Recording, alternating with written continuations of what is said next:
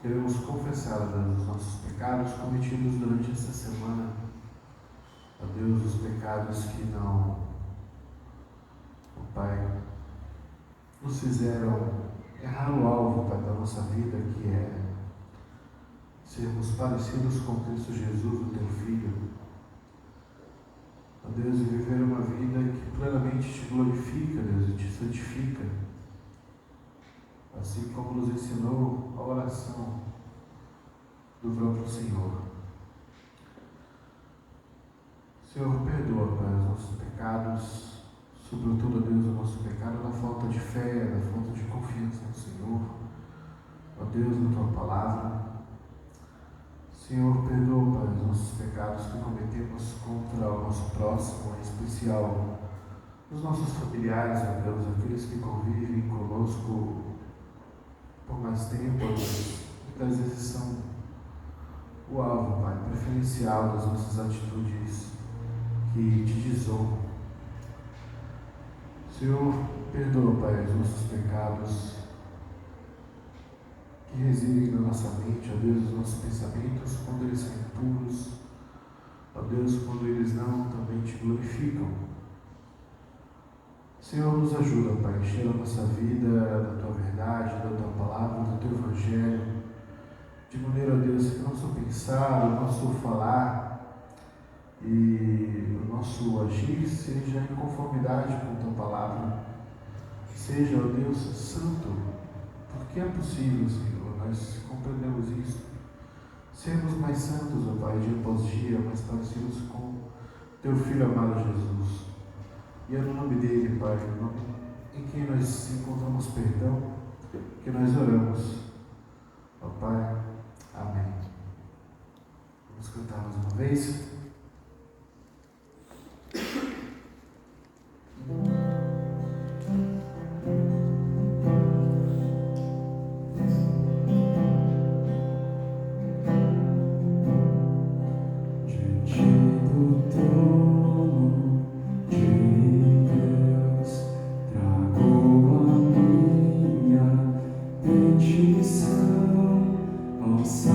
Sacerdote, por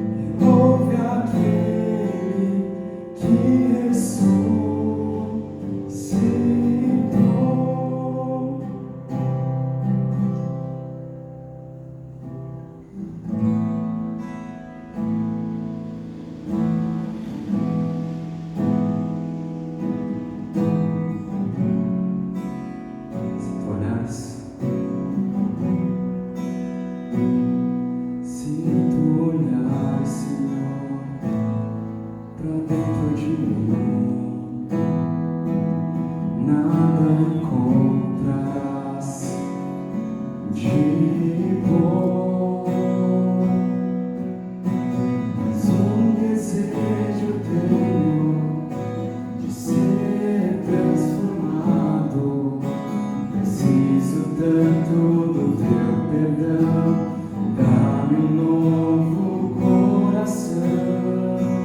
Se tu olhar, Senhor, pra dentro de mim, nada encontrarás de bom, mas um desejo tenho de ser transformado. Preciso tanto do teu perdão. Dá-me um novo coração. Dá-me um coração igual ao teu, meu mestre. Dá-me um coração igual ao teu, coração disposto a obedecer, cumprir todo o teu querer. E dá-me um coração igual ao teu. Ensina-me a amar o meu irmão e a olhar com os teus olhos, perdoar com teu perdão. E enche-me com teu Espírito, endireita os meus caminhos. Ó Deus, dá-me um novo coração. E enche-me com teu Espírito, endireita os meus caminhos. Ó Deus, dá-me um novo coração. E dá-me um coração igual ao teu, meu mestre. Dá-me um coração igual ao teu, coração disposto a obedecer, cumprir todo o teu querer. E dá-me um coração igual ao teu.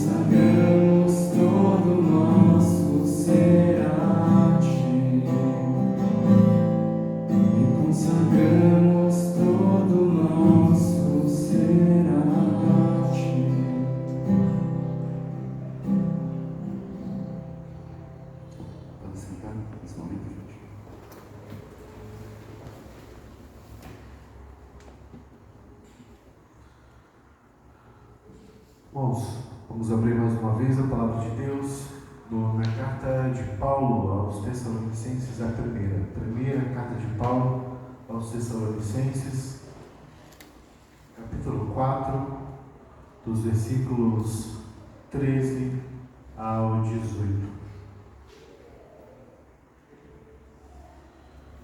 Primeira carta de Paulo aos Tessalonicenses, capítulo 4, 13 a 18. Diz assim a palavra do Senhor: Irmãos, não queremos que vocês sejam ignorantes quanto aos que dormem, para que não se entristeçam como os outros que não têm esperança. Se cremos que Jesus morreu e ressurgiu, cremos também que Deus trará, mediante Jesus e com Ele, aqueles que nele dormiram. Dizemos a vocês, pela palavra do Senhor, que nós, os que estivermos vivos, os que ficarmos até a vinda do Senhor, certamente não precederemos os que dormem. Pois, dada a ordem com a voz do arcanjo e ressoada a trombeta de Deus, o próprio Senhor descerá dos céus, e os mortos em Cristo ressuscitarão primeiro. Depois nós, os que estivermos vivos, seremos arrebatados com eles nas nuvens, para o encontro com o Senhor nos ares, e assim estaremos com o Senhor para sempre. Consolem-se uns aos outros com essas palavras. Vamos orar mais uma vez? Senhor, nesta hora nós te pedimos iluminação para que possamos entender, ó Deus, o que a tua palavra tem para nós hoje. Pai, que também o Senhor nos ajude, ó Deus, nos ensine pelo poder do teu Espírito a colocar em prática na nossa vida. No nome de Jesus, amém. Irmãos, o cristianismo é uma religião que promete algumas coisas. Promete, por exemplo, que nós iremos morar com Deus. Promete, por exemplo, que Deus fará um novo céu e uma nova terra, que significa restaurar todas essas coisas.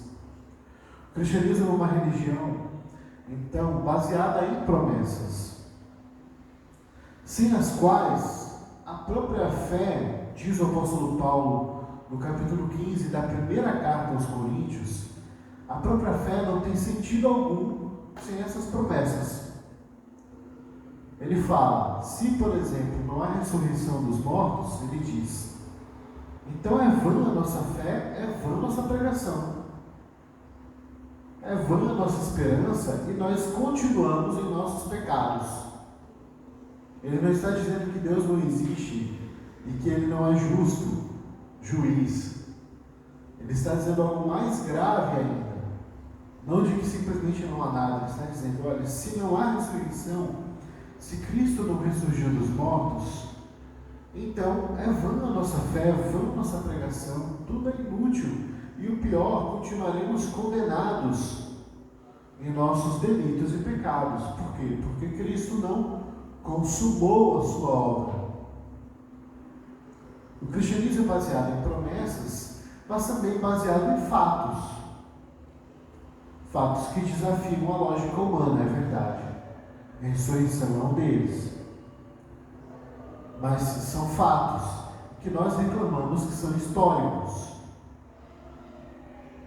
Daí porque é central a ressurreição de Jesus para nós. E é a respeito disso que esse texto fala, apontando para uma realidade futura, para uma comunidade que estava tendo um problema relacionado a essas questões. Essa comunidade, a comunidade de Tessalônica, que era a capital da Macedônia, uma província, era uma das províncias romanas, um dos vários povos que Roma havia subjugado. Essa cidade tinha uma igreja, e essa igreja ela tinha uma expectativa com relação à segunda vinda de Jesus muito iminente. De tal maneira que, inclusive, eles pararam de trabalhar, pararam de fazer as coisas, de cuidar da vida, do cotidiano, para basicamente viver 24 horas em culto. E isso começou a criar alguns problemas na igreja. É a respeito disso que Paulo escreve. procurando mostrar-nos que, olha, não é bem assim que a gente espera a segunda vinda de Jesus. A gente espera a segunda vinda de Jesus vivendo. Não é parado em mera contemplação o tempo inteiro. Contemplação é importante, culto é importante, mas vocês precisam continuar vivendo. Por quê? Porque essa questão de segunda vinda de Jesus, que é uma promessa do cristianismo, ela não tem data e hora para chegar, para acontecer. Então, o apóstolo está aqui escrevendo para eles, para que eles se preparem adequadamente para essa vinda. E a respeito disso, eu gostaria de tratar com vocês hoje, como você deve se preparar para a vinda do Senhor. E como que isso é consolador para nós hoje, para aquilo que vivemos no dia de hoje. Porque muitos de nós ainda morrerão, melhor dizendo, sem que o Senhor tenha vindo. Isso tem acontecido. De tal forma que se o Senhor não veio até nós, nós iremos até Ele. Iremos até Ele. E essa palavra, então, ela é consoladora para nós. São basicamente 3 atitudes que você precisa ter para se preparar para a vinda do Senhor. A primeira é conhecer o Evangelho da ressurreição de Jesus, que gera esperança. A segunda é sabendo que esse dia, no qual, sabendo como será, melhor dizendo, esse dia no qual nossa esperança vai se valer. Como é que serão essas coisas? E por último, lembrando-se dessa verdade continuamente e mutuamente. Primeiro então, conhecendo o Evangelho da ressurreição, que gera esperança. Segundo, sabendo como será esse dia em que a nossa esperança vai se consumar, se concretizar. E terceiro, lembrando-se dessa verdade continuamente e mutuamente. Na primeira parte, irmãos, desta palavra de Paulo a esses irmãos em Tessalônica, ele nos lembra primeiro isso, que olha, vocês precisam conhecer o Evangelho da ressurreição de Jesus. Não que eles não conhecessem, eles já eram cristãos, como nós também. Só que qual o problema? Nós esquecemos, digamos que a nossa memória imediata acaba esquecendo. Quando a gente entra em piloto automático na vida, a gente acaba esquecendo. Sabe, como por exemplo, a necessidade de falar eu te amo. Você pode ter certeza de que, por exemplo, seus pais te amam, de que você ama seus pais, mas é importante que você, de vez em quando, fale isso. Não é uma novidade para seus pais, não é uma novidade para você, mas é bom você ouvir de alguém que você ama, que você é amado, como também é importante você afirmar isso para aquele a quem você ama. Assim também entre marido e mulher. O marido pode ter certeza do amor da esposa, a esposa ter certeza do amor do marido, mas é importante que de vez em quando este amor seja reafirmado em palavras. É nesse sentido de conhecer que Paulo está tratando aqui. Porque, inclusive, o comportamento deles era de quem parecia que não conhecia bem como as coisas iriam funcionar. Até porque aquela expectativa deles de uma vinda iminente de Jesus estava gerando frustração. É por isso que é perigoso quando você vê, por exemplo, pastores, pregadores da internet marcando hora da vinda de Jesus, dizendo que estes são sinais. Este fim de semana é um prato cheio para isso por conta dos conflitos do Oriente Médio, que reacenderam agora de maneira pesada. Nós já estamos no mundo em guerra, acabamos de sair de uma pandemia. Então, para muita gente, parece que já se configura o cenário de Armagedon. E os tessalonicenses, eles tinham essa dificuldade de sempre pensar nisso, mas muitas vezes acabavam frustrados. Porque parecia que não acontecia. Então, Paulo aqui está querendo dar um antídoto a eles para que eles evitem isso. Para que pelo contrário, eles têm uma esperança firme e que independa de sinais. E aí ele nos ensina, por exemplo, que é preciso que a gente conheça, então, tem muita clareza neste Evangelho. E o que é importante que os tessalonicenses saibam, que nós precisamos saber também. É importante saber que se Cristo morreu e ressurgiu, nós também, mesmo que morramos, também ressurgiremos. E os mortos que nós enterramos também ressurgirão. Por quê? Porque a ressurreição de Cristo é o nosso penhor, é a garantia de que Deus tem poder e prometeu a nós que irá fazer isso. O apóstolo Paulo, neste famoso capítulo 15 de 1 Coríntios, no qual ele fala bastante a respeito de ressurreição, ele nos diz algo interessante. Ele nos fala, por exemplo, que olha, para que uma semente germine, ela tem que morrer. E aí ele faz esse paralelo entre o nosso corpo, que vai à terra, e aí não que necessariamente tenha que ser sempre sepultado. Essa é, na verdade, uma visão simbólica da própria morte, como um ato de semear o nosso corpo corrompido, para que ele surja, então, um corpo espiritual, incorruptível, glorificado. Ele nos fala a respeito disso,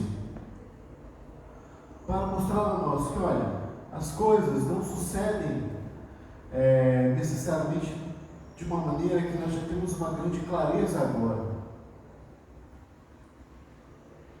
O que nós devemos, sobretudo, é confiar que, da mesma forma que Jesus ressurgiu dos mortos de maneira definitiva, não de maneira temporária, porque a ressurreição era um milagre que acontecia no tempo bíblico e aconteceu depois também. Há vários relatos de ressurreição ao longo da Bíblia. Mas o que é que todos eles tinham em comum? Todos eram temporários. Houve um tempo em que Lázaro, que foi ressuscitado por Jesus, morreu. Dorcas, que foi ressuscitado por Pedro, morreu. Eutico, que foi ressuscitado por Paulo, morreu. Vários outros foram ressuscitados por Jesus, a filha de Jairo, o filho da viúva de Naim. Morreram depois. Devem ter envelhecido, tido uma vida, casado, tido filhos, envelheceram e morreram. Normal, como qualquer outra pessoa, mas com Jesus foi diferente. Por isso que ele fala, olha, o que é que vocês precisam saber para não serem ignorantes? Ou, de outra maneira, o que é que vocês precisam lembrar? Lembrar, sobretudo, a respeito dessas questões de vida e morte. É que a ressurreição de Jesus, ela é o nosso penhor, ela é a nossa garantia de que nós também ressuscitaremos, de que os mortos que nós estamos enterrando também ressuscitarão. Que é inclusive essa a primeira preocupação de Paulo. Aqueles que ele chama de os que dormem. E aqui vai uma pequena palavra de correção a respeito dessa questão, porque o fato de Paulo usar esse termo dormir, criou-se uma doutrina, que é a doutrina do sono da alma, mas essa doutrina não é bíblica, tá? Ou seja, quando ele fala os que dormem, ele está usando um eufemismo, né? Uma palavra mais branda para dizer alguém que faleceu, que morreu, só isso, tá? Ele não está dizendo que a alma deste que faleceu está dormindo, muito pelo contrário, nesse próprio texto, ele nos mostra que essa alma está com o Senhor e com algum nível de consciência, já com algum nível de gozo, de prazer de estar na presença de Deus. Só que esse estágio de quem está morto é um estágio completo ainda do ponto de vista da nossa redenção. Por quê? Porque quando Deus criou o céu e a terra, criou a mim e a você com corpo e alma, não criou a alma aprisionada a um corpo ruim, como se a alma fosse boa e esse corpo fosse ruim. É por isso que ele está tratando tanto de ressurreição, no sentido da gente compreender que, sim, também é do interesse de Deus restaurar este corpo. este corpo físico, não importa como ele morreu, como ele veio chegar ao fim, como ele foi sepultado, ele será restaurado. Porque é do interesse do Senhor. De tal modo, então, que esse estágio daqueles que morrem agora é um estágio intermediário. Por quê? Porque um ser humano completo é corpo e alma. Então, eles também aguardam, assim como nós, a consumação da redenção. Só que eles aguardam, do ponto de vista da eternidade, como um privilégio de já estarem diante do Senhor, estarem com Ele. Quando o homem morre, o espírito do homem volta para Deus. Era essa a verdade que os tessalonicenses precisavam lembrar. Não serem ignorantes a respeito dela. Por quê? Porque ela é base de toda a nossa esperança. Toda a nossa esperança está baseada nisso. Jesus ressurgiu dos mortos. Isso para nós, enquanto cristãos, é um fato histórico. Ninguém achou o corpo de Jesus. Nós cremos numa assunção, ou seja, dele ir para a outra dimensão, que nós chamamos céu, uma dimensão espiritual na qual Deus habita. Ele foi fisicamente. Ele é aquele que a palavra diz que é o primogênito da ressurreição, ou seja, o primeiro a ressurgir dos mortos de maneira definitiva, porque a sua ressurreição, ela é a prova final da sua justiça. Porque a morte nada mais é, a morte física que nós experimentamos da maneira como experimentamos após a queda, ela é consequência do pecado. É assim que nós cremos. De modo então que Jesus, ele garante para nós vitória sobre a morte.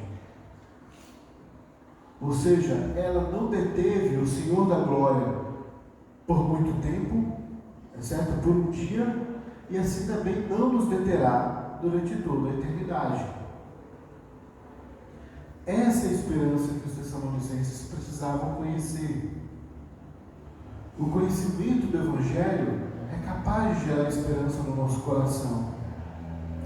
O que ele não está querendo dizer é que não seja importante e que é normal nós passarmos pelos processos de luto, nós nos entristecermos, chorarmos. Isso é parte do processo. O próprio Senhor Jesus chorou diante do túmulo de seu amigo Lázaro. Mas o nosso choro não deve, pelo menos nunca, ser desacompanhado de esperança. Por quê? Porque Jesus ressurgiu dos mortos.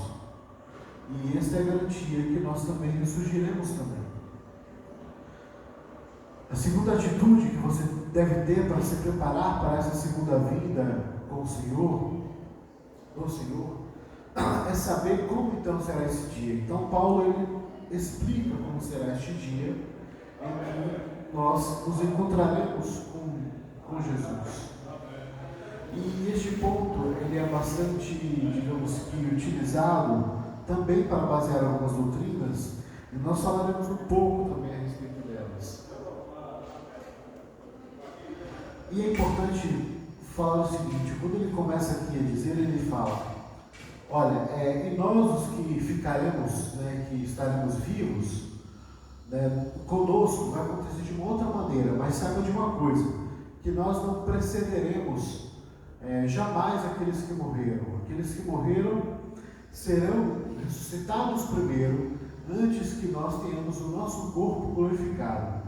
O que ele quer dizer? Quer dizer que aquela geração que for testemunha ocular viva destes acontecimentos, não era necessariamente aquela geração para quem ele escrevia, mas aqueles que estivermos vivos, quem estiver vivo. O próprio Paulo tinha consciência que ele não durasse muito tempo.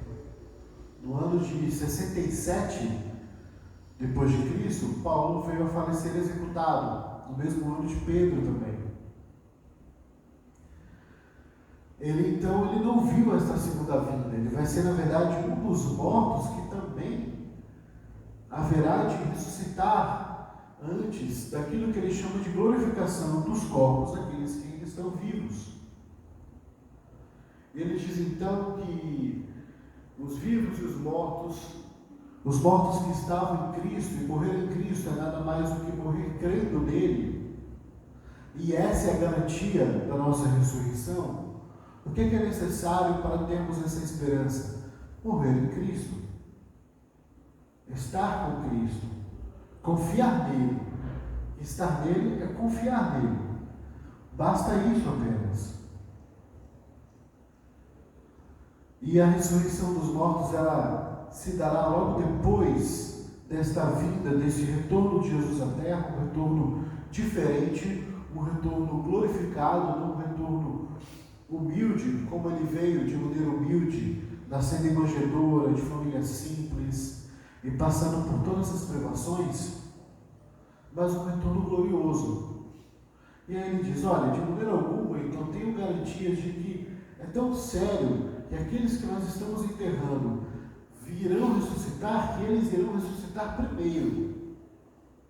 E depois, aqueles que estiverem vivos também terão seus corpos transformados em corpos espirituais, corpos incorruptíveis.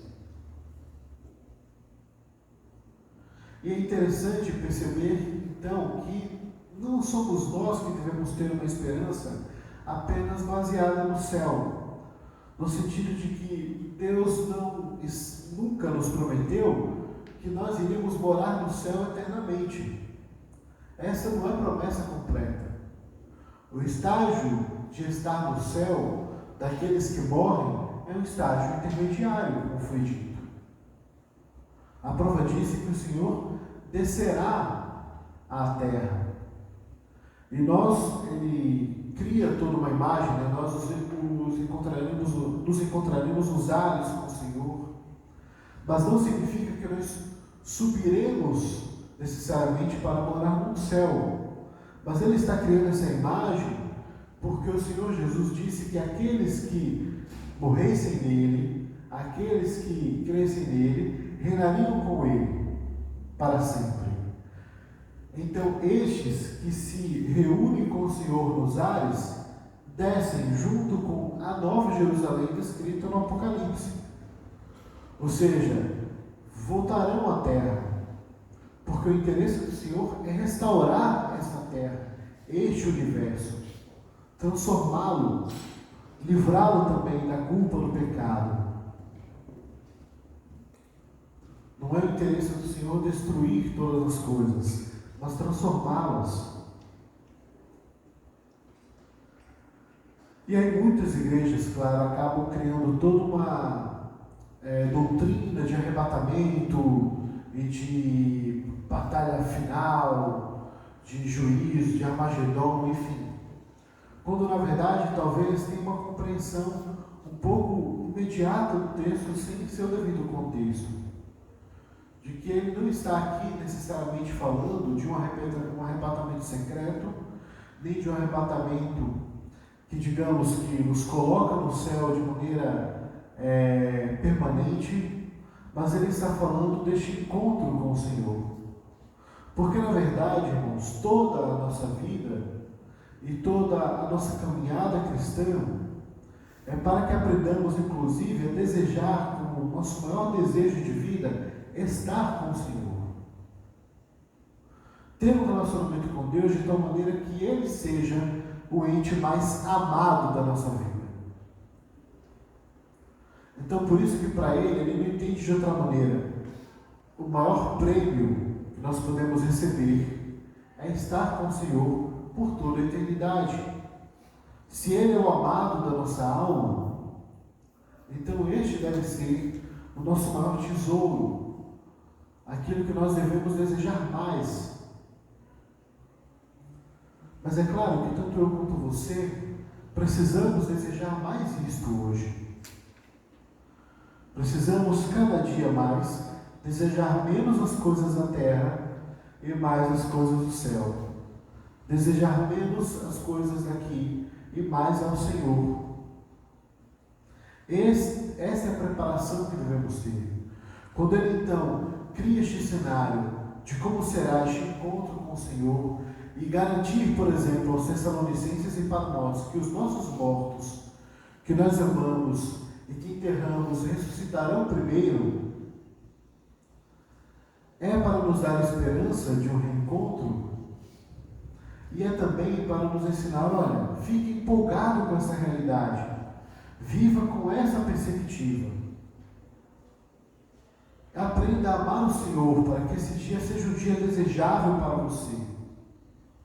Ora, só será desejável viver com Cristo para aqueles que amam a Cristo. Então é aqui também um grande incentivo para que nós procuremos cada dia amar mais o Senhor, desejar muito mais a Ele do que a qualquer outra coisa. E aí na última parte, depois de ele fazer toda a descrição de como será este dia, este momento em que os corpos serão glorificados e os mortos ressuscitarão, precedendo então aqueles que estiverem vivos, ele depois dá uma frase que é um mandamento aqui, né? Consolem-se mutuamente com esta verdade, com essas palavras. Irmãos, é para dias como o dia de hoje que essa palavra foi dada, para que cada vez que nós sofremos perdas, prejuízos, estivermos em meio à tristeza, lembrarmos da esperança que nós temos, da esperança que temos no Senhor, de que, de fato, se nós colocarmos todos os nossos olhos, a nossa esperança apenas nesta vida, seremos sim os mais tristes dos homens. Eu fico imaginando de fato como deve ser vazio em termos de perspectiva a vida de quem não crê. Porque de fato, se não há ressurreição, não apenas nós que cremos somos os mais infelizes, mas na verdade não haveria esperança para ninguém.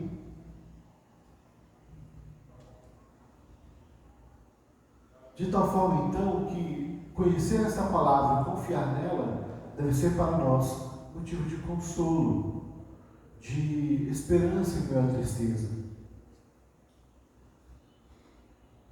O Senhor, Ele se preocupa conosco, de tal forma que Ele mesmo experimentou todo o drama humano.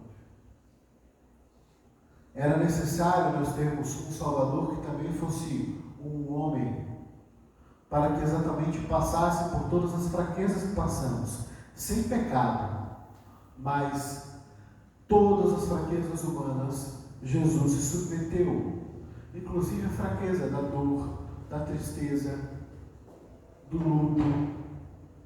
Ele passou por tudo isso. Quando ele soube que João Batista foi executado por Herodes, o Senhor não tirou por menos. Olha que interessante. Jesus é Deus e sempre foi.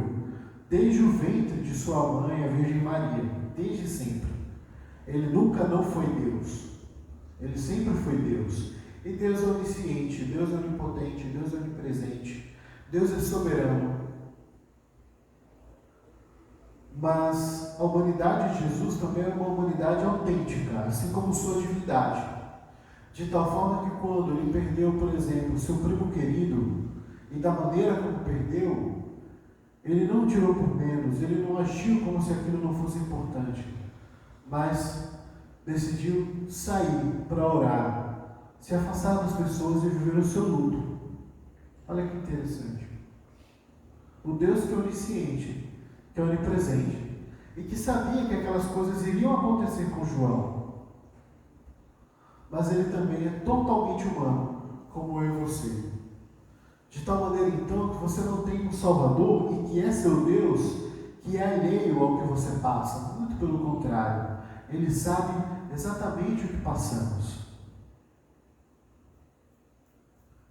Ele conhece, então, os nossos processos doloridos, de luto, de necessidade de consolo, de tristeza, de ter que lidar com diagnósticos com notícias, com tragédias.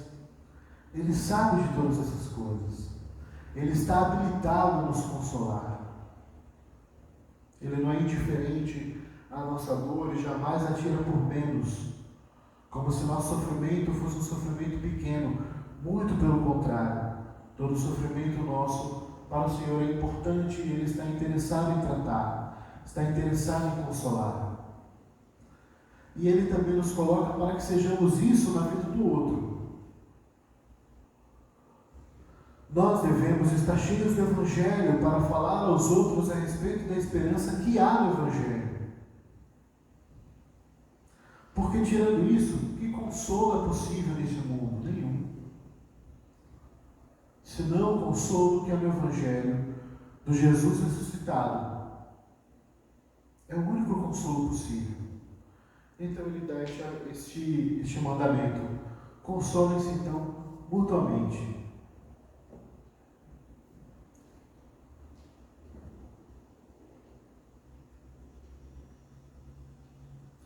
Mas ao mesmo tempo o Senhor, e para terminar, Ele não é aquele que apenas chora conosco, mas Ele nos dá esperança porque Ele também é o consumador dessa esperança.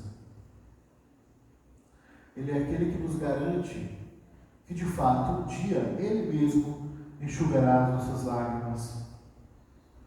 Ele usará as folhas da árvore da vida para curar as nações. É uma figura que Apocalipse usa para mostrar que o Senhor irá restaurar a nossa vida de maneira completa, de tal maneira que esse dia que Paulo descreveu dos mortos encontrando os vivos, todos com corpos glorificados, encontrando ao Senhor, será o dia no qual haverá cura e haverá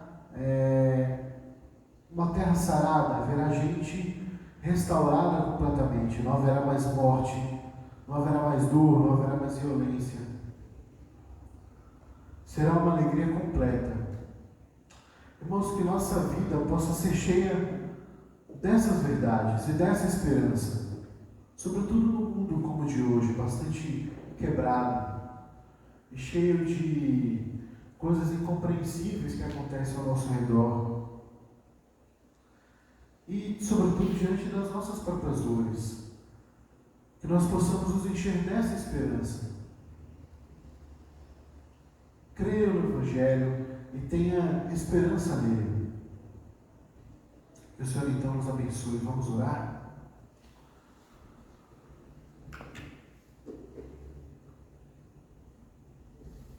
Santo Deus, nós te glorificamos, ó Pai, porque o Senhor garantiu para nós a vitória, Pai, sobre a morte, ó Deus, a nossa completa redenção em Cristo Jesus. Nós, ó Pai, queremos reafirmar que cremos, ó Deus, no Teu Evangelho, que fala de Jesus ressuscitado, Deus, sentado à Tua destra, ó Pai, mas corpo glorificado, mas ainda tão homem quanto Deus, tão humano quanto nós, mas já tendo vencido a morte como nosso penhor, como nossa garantia de que também assim ocorrerá com aqueles que amamos e já dormem e conosco mesmo. Senhor, nos ensina, Pai, a encher o nosso coração da esperança do Teu Evangelho, Deus. E que, Pai, a nossa tristeza seja sempre acompanhada, Pai, dessa esperança, consolando, a Deus, o nosso coração. No nome de Jesus, Pai, que nós oramos, aquele que ressuscitou, que era, que é e que será para sempre. Amém. Vamos cantar?